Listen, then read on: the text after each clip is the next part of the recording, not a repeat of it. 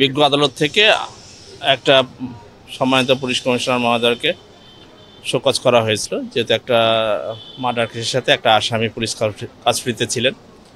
এটা মিডিয়াতে কীভাবে প্রচার হলো এটা কারণ ব্যাখ্যা করার জন্য, এবং কোর্টের আদেশ ছিল যে আপনি সশরীরে হাজির হয়ে কোর্টকে একটা জবাব দিবেন আদালতকে।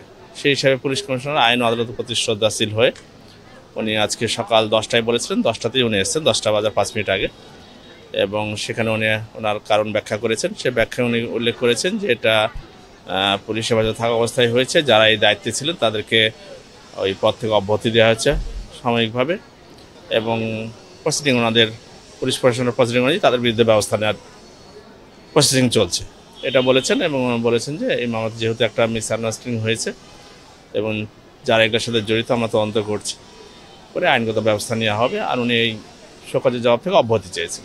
পরবর্তী পদক্ষেপে আমি রাষ্ট্রপক্ষ থেকে বলেছি, যেহেতু উনি শোকজের জবাব দিয়েছেন, এটা সাধারণত শোকজের জবাব দিলে মামলাটা থেকে অব্যাহতি দিয়ে দেওয়া হয়। আমরা কি বলতে পারি উনি অব্যাহতি পেয়েছেন? না, আদেশের জন্য 1/12 দিন রেখেছেন বিজ্ঞ আদালত।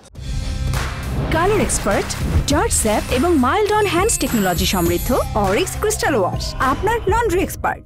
1/12/2025 তারিখ আদেশের জন্য উনি এসে প্রথমে ওনার মামলাটা তোলা হয়েছে। উনি ওনার কোড অনুযায়ী এসেছেন। না, ইউনিফর্মে আসেন না, ইউনিফর্মের সাথে না, কোনো বাধ্যবাধকতা নাই। আদেশ হবে হচ্ছে 1 ডিসেম্বর 2025। আমি Mohammad Ali Ashraf Masum, public prosecutor, metropolitan session জাজ, রাজশাহী।